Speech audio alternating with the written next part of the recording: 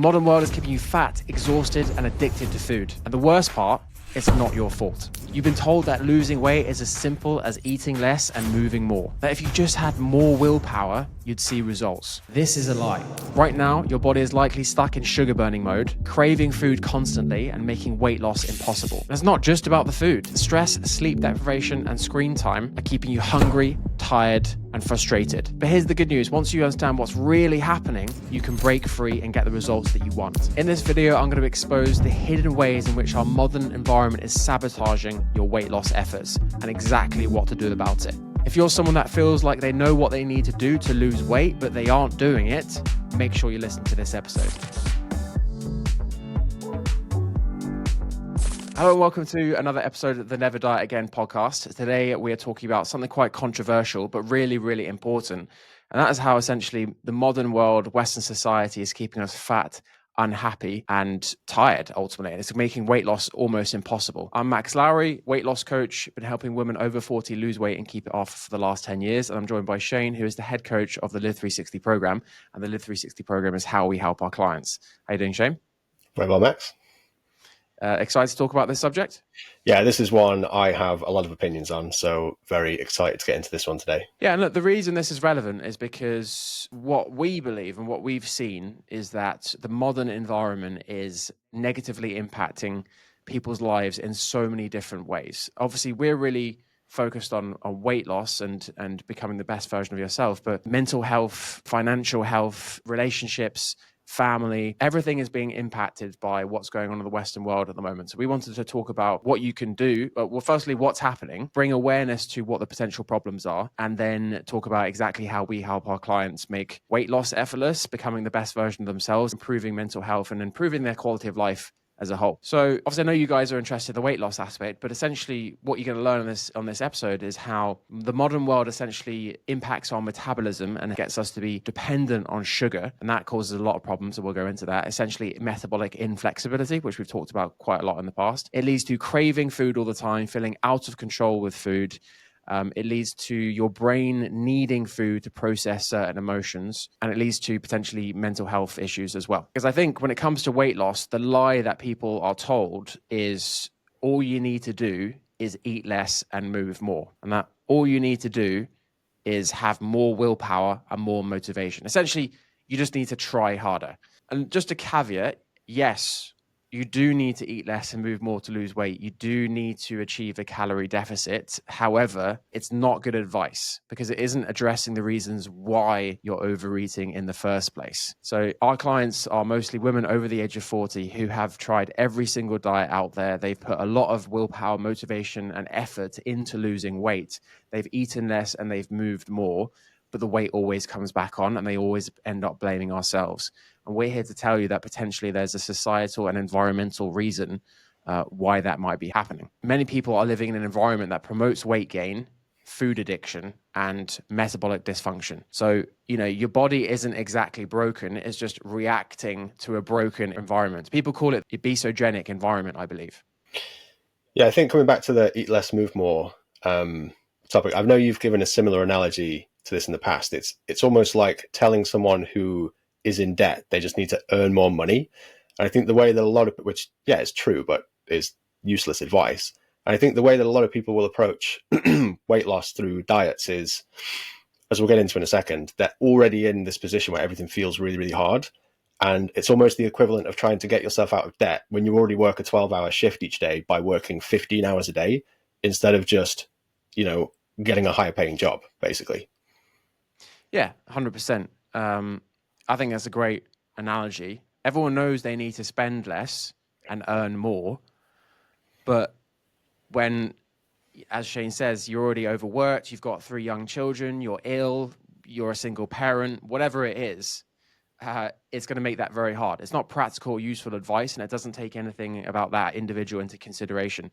And it's exactly the same with weight loss. The expression that I hear 5 times a day, every day, and I'm not even exaggerating, but basically every single woman that I speak to says, I know what I need to be doing, I'm just not doing it.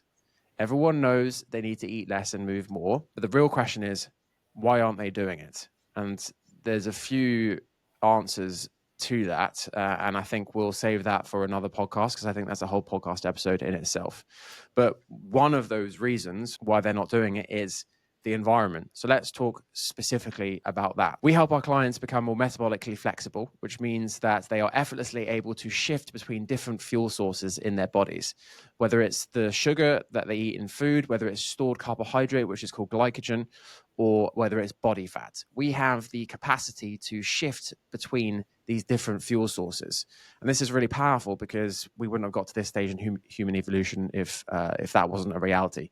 Stored fat is stored energy. That's why it's there. And we have a capacity to tap into that stored energy. The issue is most people are metabolically inflexible, which means they find it very difficult to shift between those different fuel sources. And essentially the reason they find that difficult is because of the modern environment. So you got to think of, as hunter-gatherers, we didn't have access to food all day, every day. We potentially went through periods of feasting and famine.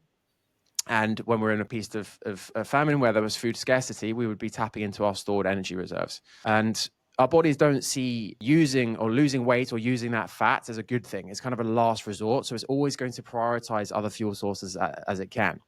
Fast forward thousands of years, people in the Western world, we've got Deliveroo, we've got Uber Eats, we've got, convenience stores and corner shops and supermarkets open 24 hours a day, 7 days a week. You can literally get, I'm not sure which one, either Uber Eats or Deliveroo, to go to the supermarket for you and get some sweets if you want. I mean, we don't have that where I live in France, but apparently that's a thing. And so essentially, no one is ever experiencing real hunger. No one is ever actually depleting their stored carbohydrates and stopping eating so that they're tapping into their fat. There's no need for us to tap into our stored reserves. Why is this a problem? Why is not being able to tap into our stored fat a problem? Well, basically what it means is we're going to be dependent on a constant stream of food to function throughout the day. If we don't have the capacity to tap into stored reserves, then we are going to need little and often to top up our fuel source, which is the sugar that you're eating. And when I say sugar, even if you're eating whole foods cooked from scratch, it still gets broken down into simple sugars after digestion. And that's what we are fueling ourselves with. So we essentially become dependent on this constant stream of food, which makes calorie control much harder. It's also going to mean that if we go through a few hours without eating, potentially we're going to have a crash, we're going to feel hangry, going to feel lethargic, irritable, moody, and we can't function. And that is not an empowering place to be at all. But unfortunately, I think that's become normalized. Being hangry has become normalized. Whereas I think in the past, it wasn't such a thing. So in the short term, it's going to mean weight loss is harder because you need a constant stream of food to function. You're often going to be reaching for sugar and carbohydrates as well. You're basically going to be craving and thinking about food all the time because you're going to be afraid of what happens if your blood sugar levels drop. And it's going to make long-term weight loss much, much harder. It's also just a very impractical way to live, having to eat 5-6 times a day, otherwise you crash. It's so much, use the word empowering. Like, it's just so much easier to navigate the day when you only have to eat 2 to 3 times and you're fine. Yeah, it's incredible. And it really is empowering. Like, once you become more metabolically flexible, like right now for me, it's 10:15 and I won't be eating till 12 o'clock. And you don't have to fast to get the benefits from this, but I do. But I'm like the most clear when I'm not digesting food. And it's a really empowering place to know that you can function optimally without a constant stream of food. So in the short term, there are loads of issues, and it's going to make long-term weight loss much, much harder. In the long term, it's potentially even worse. So long-term, being metabolically inflexible can lead to type 2 diabetes, metabolic disease, inflammation, heart disease. Basically, every lifestyle-related disease the risk of that is going to go up. Plus brain fog, and it's just going to have potential mental health impacts as well. So there are short-term and long-term consequences of this. But again, I want to say it's not your fault. I'm not here to judge anyone for being metabolically inflexible. It's a societal issue. Our society isn't set up to have our bodies functioning optimally and to be metabolically flexible. So we'll give you some advice at the end of the episode. but it's really important you know how to set your life up in a way that makes this much, much easier. Because when you are metabolically flexible, you can expect to feel less hungry, you can expect to have more stable energy levels, and you can expect to find weight loss much, much easier. You'll lose weight and you'll keep it off. It's much easier to control your calorie intake if you aren't needing to eat every hour on the hour. Yeah, I think as we'll go into later in the call, there's like a process to become more metabolically flexible. It's not complicated, but there's a bit of a transition period. And I think this is where at least one of the places the belief comes from that you have to be hungry all the time to lose weight is people go from this state into like severely restrictive diets, which are unpleasant and difficult for anyone. But when you're coming at that from a place of metabolic inflexibility, it just feels 10 times harder. And then you start to equate weight loss with suffering, basically. Yeah. And whilst you have that belief that in order to lose weight, you have to restrict and deprive yourself, it's going to be almost impossible to find the motivation to do anything about it. And this is one of the reasons why people say, I know what I need to do, but I'm not doing it. It's one of the reasons why they're not doing it is because they think they know what they need to do, which is restrict and deprive themselves. And it has to be really hard. So obviously the more often they've done that, the more they've tried that, the more they've lost weight and put it back on, each time that happens, they're less and less likely to do it. They're less and less likely to have the motivation to do it. So yeah, it's a huge problem. If anyone listening to this right now, losing weight doesn't have to be a struggle. Losing weight doesn't have to be punishing yourself. Losing weight doesn't have to be hard. All of our clients are enjoying themselves. They are empowered and they are free. It's usually 3 to 4 weeks in, isn't it, Shane, where they're like, I'm losing this weight and it doesn't feel like I'm on a diet. Yeah, 100%. And it almost feels too good to be true. So yeah, it doesn't have to be like that. When you get the right support, accountability, when you address the fundamental issues, actually it can be quite effortless and automatic.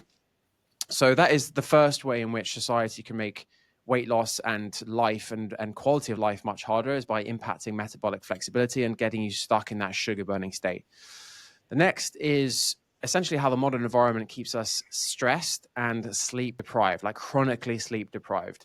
We are meant to live in sync with our body clocks and the circadian rhythm. And your circadian rhythm is dictated by the sun rising and the sun setting, essentially. So when throughout the day, based on what's going on with the wavelength of the sun on your eyes, there are different processes that are going to be optimized and prioritized throughout the day. So in the morning, melatonin, the sleep hormone secretion decreases, and in the evening, it increases, getting us ready for sleep. The issue is now we have electricity, now we have LED lighting, now we have screens, now we have caffeine. We're not in sync with our internal body clocks. And plus, we are inside all day, so we're not actually getting any sunlight. And so people are not sleeping very well. They're also working longer and longer hours, which means they're having less leisure time. So they're increasing leisure time and decreasing sleep time. So this kind of perfect storm environment of not being in line with our body clocks, not sleeping enough, being stressed from work, being stressed from our children, being stressed from having all these notifications means that we're in this constantly stressed state. And that stress state can turn people to food. It can lead to anxiety. It can lead to depression. It can lead to inflammation in the body. It can lead to illness. And there's a whole host of issues with it. I have some first-hand experience actually making this transition, because way back in the day, I used to work in landscaping. So I was outdoors all the time. And it's no coincidence my sleep was incredible during that period. Then I transitioned into working in a gym, and same sort of thing, as what you were describing, like indoors most of the day, sleep deprived because I was doing late classes and early classes. And the difference is hard to describe, the quality of things like energy levels and motivation and creativity and just overall mood when you are regularly getting outdoors compared to being inside all day, sleep deprived, just chronically, yeah, as you said, it's like chronically stressed. Yeah, 100%. I think like in the US, I've seen statistics that most people spend more than 90% of their day indoors. If you wanted to do a test on a monkey or an animal and you wanted to kind of make it feel anxious and give it some mental health problems, you probably lock it in a small room all day and made it look at a screen. Like we wouldn't do it to our dogs. Why are we doing it to ourselves? Like Everyone knows that their dog needs to go outside and walk twice a day, but most people don't do that. We'll go into this more in the next point, but this is a really important one. But this essential chronic stress and chronic sleep deprivation is going to make everything in life harder. If your goal is to lose weight and you're not sleeping properly, you're essentially trying to climb a mountain with a massive ball and chain. You're trying to reach the summit of the mountain, but you're just handicapping yourself from the very beginning. It is so much harder. Everyone knows what it feels like when they don't get a good night's sleep. Motivation decreases. They don't want to do their workouts. They don't want to do the exercise. They don't want to leave the house. Hunger levels increase, and particularly for sugar and carbohydrate. So if you are, trying to eat less, if you're trying to get control of your emotional eating, but you are craving food because you haven't slept properly, it's going to be almost impossible to regulate those things. And then instead of looking at the root cause of, I'm not sleeping properly, people blame themselves, like, what's wrong with me? Where's my willpower? Where's my motivation? Why am I craving these foods all the time? And it becomes this constant cycle of guilt. But yeah, lack of sleep, being stressed all the time is going to increase cravings. It's going to make you feel like you are out of control with food, and it's going to make weight loss almost impossible. Not to mention the mental health impacts, the long-term health impacts of lack of sleep. Matthew Walker has a great expression, which is quite blunt and to the point. The shorter your sleep, the shorter your life. There's short-term consequences, there's long-term consequences. And we'll give you some tips and advice on how you can improve this at the end of the podcast. So the next way that the modern environment really impacts mental health, happiness, and makes weight loss harder, we've kind of alluded to it before, but it's essentially the sedentary lifestyle and staying inside all the time. So, the average person, let's kind of think about what the average person does. The average person wakes up, sits down to have their breakfast, then maybe walks to the car or the train station, sits in the car or the train for, let's say, an average of 45 minutes, gets into the office, sits down all day for a minimum of 8 hours, maybe goes out at lunch to get some food, but often people just kind of eat at their desks, sits in the car or the train to get back, gets home, sits down to watch TV, sits down to eat, sits down to watch more TV, lies down to go to bed. And, let's say maybe this person is exercising 3 times a week. So that's 3 hours of activity in how many hours of inactivity sitting down. And it's not just the sitting down and lack of activity, it's the fact that you are indoors 95% of the time. And like I said earlier, if you wanted to make your dog depressed, you would leave it in a small room with no sunlight, with no entertainment. It's exactly the same with humans. I'm not going to pretend that I'm a mental health professional at all, but I speak to countless women on a day-to-day basis, like in person, on Zoom, one-on-one. So really understanding their problems and hearing everything about their problems. And the amount of women and men that I've heard who are on antidepressants, who are on all sorts of medication, and then I find out what their lifestyle is like, and they get 1,000 steps in. They don't leave the house. They're drinking coffee all day, every day. They're not sleeping properly. They're not eating proper food. They're spending God knows how many hours on their screens. It's just like, we are so far removed from how we are meant to be as human beings. The modern environment is toxic. Ultimately, it's a toxic environment which is having a huge impact on our physical and mental health. And most people, look, I've got a small anecdotal data set. Maybe in the last 10 years, I've spoken to well over 1,000 different people. So it's a relatively small data set, but people are not doing the basics consistently and then wondering why they're unhappy. It's become a bit of a meme on social media the last, few years or so. You see like the Instagram videos of a couple and one of them sat inside and they look really depressed. And then the other's like, should we just go for a walk? And they go out for a walk and the guy's like all happy again. And his partner's like, did you just need to go for a walk? And he's like, yeah, I probably just need to go. And it's almost like condescending when you're dealing with like chronic stress or you are really like sad or depressed. And people are saying like, get out for more walks and it would make, I'm not saying it would solve everything, but it would make a difference. It sounds so simple, but the returns are massive. It's one of my favorite points in the program is, we get all clients to work on their steps first and foremost, and pretty reliably around that 4 to 6 week mark, people are like blown away. Like, not only am I getting like twice as many steps as I thought in, like I absolutely love it. It's now an essential part of my day. and I can't ever see myself going back. Yeah, 100%. Yeah. And I think, look, I'm not here to downplay anyone's mental health struggles. I have suffered with mental health in the past. I've opened up on one of the podcast episodes with Ed of Mindfulness Coach, if you want to hear more about that. I'm not here to say that, if you do these things, automatically you're going to be fixed, if at all. However, I think most people aren't doing these basic things consistently before taking medication and going down more extreme routes. That would, like, for me personally, that's the first thing that I would try and address first. And if I still was struggling and suffering, then I would certainly be looking at getting help in other ways. And then you've also got to ask the question, and I've had discussions with people, friends who do suffer from depression.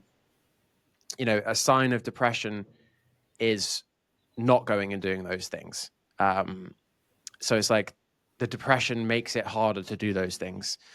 And yeah, it's really difficult to know, is depression a genetic hormonal imbalance, or is it the fact that your lifestyle is completely out of sync with how you're meant to be living? Is it a combination of both? Probably.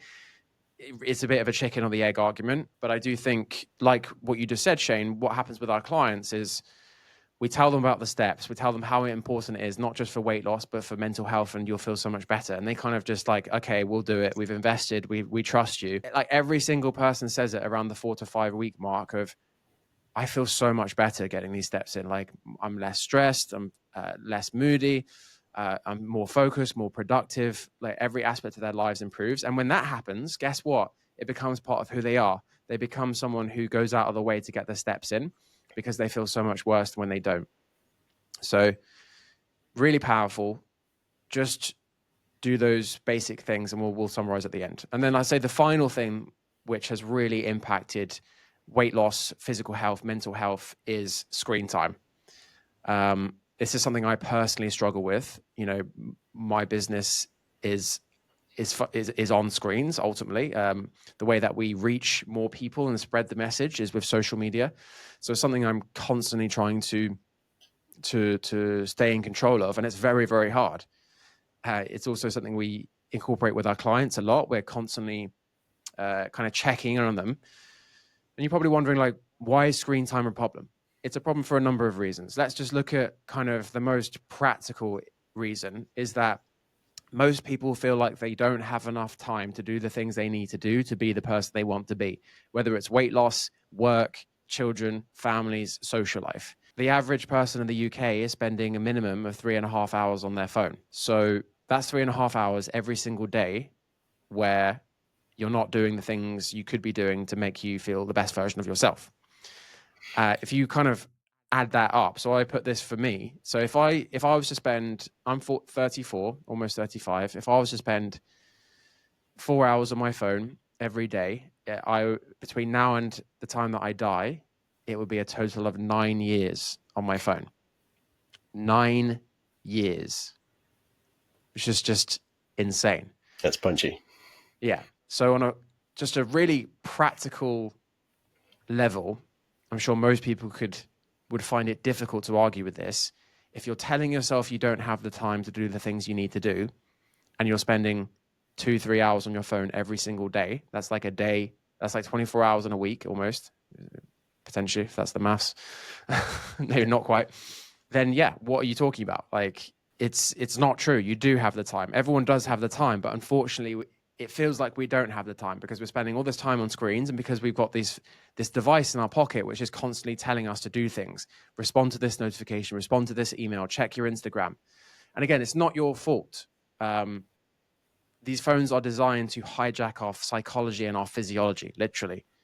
I mean, I don't know about you, Shane, but how many times have you gone to check your phone to like maybe look at something on a map, or, to respond to an email, and you're going straight on Instagram, although you've deleted Instagram? For this very reason. Yeah, absolutely. Yeah. You go on your phone for one thing, 10 minutes later, you've forgotten what you went there for initially, and you just down some rabbit hole. Yeah. So we've got like the practical issues, but then we've got like the actual psychological and physiological issues. So essentially, these phones work on dopamine, our dopamine response, our reward response. And we are basically always looking for this quick, cheap dopamine from whatever's happening on social media or on our phones. And that means that it's much more difficult to complete tasks in real life that are slower, that take more time, that don't have such a big dopamine spike. And I know personally, so what does that mean? It means that we're more likely to turn to food. We're more likely to be stressed. We're less likely to be productive and do things that take time in the rest of our life. If I look at my phone in the morning and I scroll through social media, my productivity and my focus is ruined for the whole day. You essentially deplete your dopamine first thing in the morning. And it means that you don't get the dopamine reward the rest of the day for doing tasks at work. So if I look at my phone, get all this cheap dopamine, I then go and really have a productive day at work, I won't actually get the reward of the dopamine for being productive at work, which means potentially you're less likely to do it the next day. And it becomes this vicious cycle of lack of focus, lack of productivity. I just feel completely scattered. I feel like I can't have conversations. It impacts my sleep. And then, of course, you've got all the, real hard mental health issues of comparison, self-esteem, anxiety, the drastic increases in suicide and anxiety and depression in teenagers. And this correlates with smartphone use, from the age of, so from 2008, 2009, countries like Norway and Australia, I believe, are banning social media for under 16s. I think it's becoming more and more clear how detrimental screen time, smartphones, social media is for mental health. And I would argue that if you are just a consumer, i.e., you are someone that isn't running a business and creating, then potentially social media has a net negative impact on your life. If I didn't kind of depend on social media to spread the message and run a business and help more people, then I would really question whether I would be on it or not, because I think it doesn't do any favors at all. I'm quite grateful you manage all this side of things, Max, so I don't have to use Instagram anymore. But yeah, this is another one of those things. We'll have clients do this and they come back and it doesn't, I think people are aware that screen time can be an issue, but again, it's one of those kind of abstract ideas. When you've actually experienced it, it's like, holy shit, like I can't believe how much better I feel when I'm not compulsively checking this thing. I think we had clients post screenshots the other day, and I think on iPhones, it also will show you the amount of times you pick up your phone to check it. And, people are well into the hundreds of times each day. They just pick up and compulsively check their phone. But yeah, it is one of those things that's incredibly, but you and I both struggle with this. They are designed to be that addictive and to make you use them compulsively. And it really is hard to move away from this habit. So another one to not be hard on yourself for struggling with, but definitely one worth exploring for sure. Yeah, and I do think it's like eating more protein or drinking more water. Everyone kind of knows that they should reduce their screen time, but no one ever actually does it. But when they do, they feel the benefits. I mean, what's life been like for you since you've quit Instagram? Oh my God. I know it's the popular thing to bash on social media nowadays, but it truly does feel, maybe this is a bit of an exaggeration, it's a big, big difference. I would say excessive screen time, and especially things like social media, because they're just so stimulating, just removes the pleasure from any other activity in my day, as you've kind of alluded to with work, but also with things like food or sitting down in front of the fire in the evening. If I'm just able to mask any form of discomfort during the day, whether that's boredom or hunger or anxiety, with my phone, then nothing else feels good in comparison. I'm never feeling anything uncomfortable, and so nothing feels comfortable. And the way I would describe it is life just feels like it's flatlined when I'm using my phone all the time. Yeah, it's powerful. I mean, I regularly go and do these digital detox cabins. There's a great company called Unplugged. I've also used Recabins just outside London, which I highly recommend both of them. I've used both of them, don't have any affiliation with them. And it's 3 days we usually do. And you lock your phone in a box and they give you like a dumb phone and they give you a map and they make it really easy to function without a phone. They give you like a cassette player. And the idea is you just live without your phone. You go and they give you a map of like pubs and whatever it is nearby so you can get around. And each time I do it, I just feel so calm.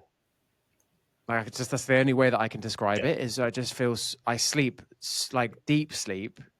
You're living in sync with the circadian rhythm, like I said earlier. Going to bed roughly when it gets dark, waking up when the sun rises, and it's a deep, uninterrupted, restful sleep. And it just feels like you're in this little bubble, and you've got no idea what's going on in the outside world. And that's just like a really calming place to be. It's nothing. There's no other time in my life where I feel that calm and like the least stressed that I've ever been. And I do it with my wife Lila, and we have real conversations. Neither of us are distracted. We talk about all sorts of different things. Like, it brings us closer together, and we're quite good generally. Like, we don't have phones at the dinner table. We sit and we don't watch TV and eat dinner and all that kind of stuff. But I really do recommend anyone who feels like, who wants to force themselves to feel the impact that their phone is having on them, go and do one of these digital detox cabins. It's a great little mini trip, a little weekend adventure. It's not too expensive, and you will really potentially reassess your relationship with your phone after that. A great book, if you wanted to go into more detail with this, is Digital Minimalism by Cal Newport. I actually read this book in one of these digital detox cabins. So it was just like, it was like hitting me in so many different levels. So those are the four main areas in which we feel the modern environment is impacting your life. There are obviously many more, but these are kind of the big ones that we see. So it's the fact that you are being stuck in sugar burning mode, metabolically inflexible because of the food environment. You're living in a stressed and sleep deprived state. You're sedentary. You're not leaving the house, spending 95% of your time indoors. And then you're also spending 3, 4, 5, 6 hours a day looking at screens. I mean, that's just kind of like smartphone time. If you're actually like talking about laptops and computers because of work, you're probably spending 12 hours looking at a screen, let's be honest. And that's me included. So, no judgment, but we just need to be aware of how this might impact our lives. And I think the issue is the go-to fixes for people, and we've alluded to this the whole way through. So if people want to lose weight, instead of addressing the root cause of the problem, which is they are sugar burners, they're metabolically inflexible, they are dependent on food to regulate emotions, they're sleep deprived, they're just going and doing restrictive diets, which make everything worse. Honestly, make everything worse, make everything harder. And if you don't succeed, it's your fault. It's your willpower. It's your motivation. There's something wrong with you, when in actual fact, you're not addressing the root cause of the problem. The other thing that they might do is go and take Ozempic, weight loss drugs. We've gone into whole episodes of this. Again, you're not addressing the root cause of the problem. Your environment is still a complete mess, but yes, maybe you're feeling less hungry because you're taking some medication. Then, of course, people are usually turning to, antidepressants and all this kind of stuff. And look, we're not mental health experts, but like I said earlier, you're not addressing the root cause of the problem. So, I'm friends with a network of coaches, and Joseph I met, he helps people taper off antidepressants and, hard prescription drugs, because they can ruin your life ultimately. And he has a whole service, and they can be really difficult to taper off. So just make sure that you're at least doing these fundamental things we're about to share with you first before going down that route. And then the way people are trying to fix this is just by using more willpower, more motivation, and more discipline. And there's a place for those things, but if that's what you're depending on, if that's the only thing that you're doing, you're essentially fighting against this environment using your will. And unfortunately, life is always going to happen. Life is going to get in the way, and it's not going to work. And guess what? Again, when you fail, you blame yourself. Yeah, people are essentially just already in an overwhelmed and depleted state, and they're being told they just need to work harder. Yeah, exactly. So how do we address this? What is our tips and advice? So when it comes to resetting your metabolism to burn fat instead of sugar, eat more at meal times. Eat until you're full. Get structure with your meals. Eat breakfast, lunch, and dinner. Fill up on protein and fiber at each meal. Once you're doing those things, stop fucking snacking. Honestly, snacking, you are sabotaging yourself if you're snacking. And I mean every bite, lick, and taste counts as a snack. Stop lying to yourself. Take a look in the mirror. Lots of our clients come onto the program thinking they are not snackers. And once we help them bring more awareness to their daily habits, they realize they are snackers and they're eating 400, 500, 600 calories a day in snacks, which they're not even counting, and then wonder why they're not losing weight. Be as active as you can in a way that you enjoy. You know, I'm not talking about HIIT workouts. I'm not necessarily talking about going and smashing your body to bits in a group class.